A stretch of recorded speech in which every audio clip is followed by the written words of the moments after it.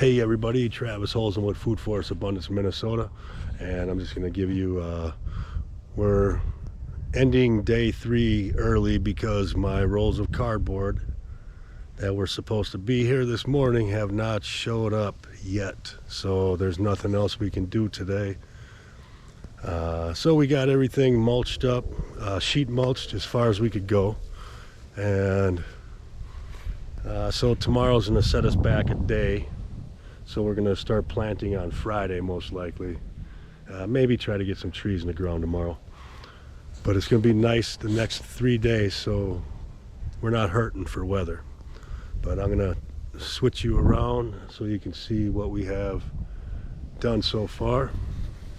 And here we go.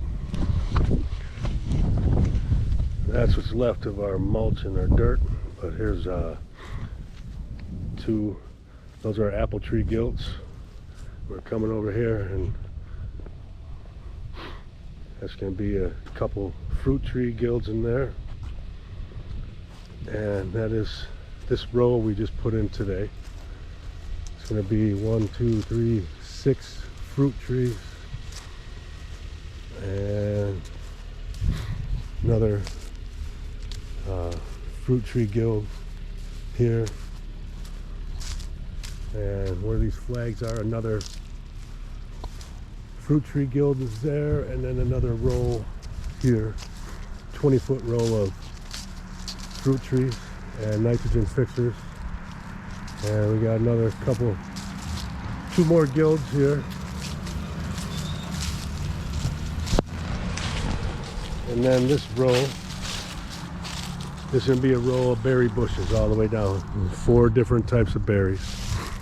And each row is going to be about 15 feet long. Maybe, yeah, about 15 feet long. And we come all the way down. And then we're going to have a compost area back in the corner here. And this long row is going to have 16 fruit trees coming down, with nitrogen fixers in between and all kinds of ground covers and good stuff that's going to help all these fruit trees grow. And this row is going to actually come down to about where I'm standing, so we still have probably about 15 feet of row to put in here. But here's the other row going up the hill, and then this area here we are going to build a custom raised garden bed bench that's going to curl around this fire pit area, so there's going to be an area to sit, and it's also going to have an annual garden in there. And then this spot in the middle here, there's going to be an herb spiral, and then that blank spot over there is going to be an herb spiral, and those will get put in the spring when we can plant all the annuals. And there's another fruit tree gilt, and right here where I'm standing will be the herb spiral. As we come up the row, these are the berry, this is a berry garden. Be all different types of berries growing here.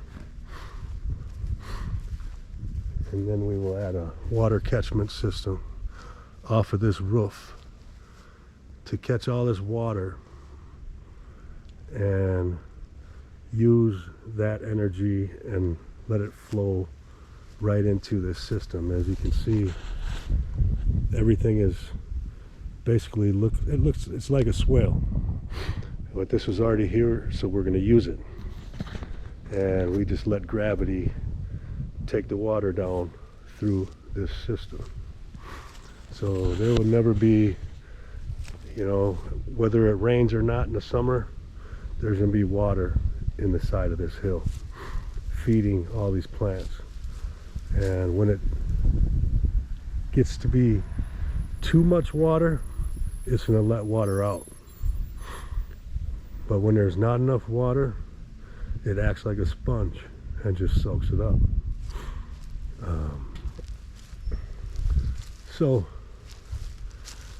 we got going on day 3, and like I said, we got to stop because the cardboard didn't show up. So we lost some time. We had a couple setbacks on this install, and you know, this truck right here is a dump truck that doesn't dump. Their hydraulics broke, so they drove the truck here and said you guys can unload it yourself. So that's what we did. We unloaded it ourselves, and it took most of the afternoon yesterday. And then I paid someone to come out last night to help me out. But if you would like to turn your lawn into an edible landscape, turn your property, whether it's a 1/4 acre or 200 acres, give me a shout, Travis at foodforestabundance.com, or visit foodforestabundancemn.com. Have an amazing day. See ya.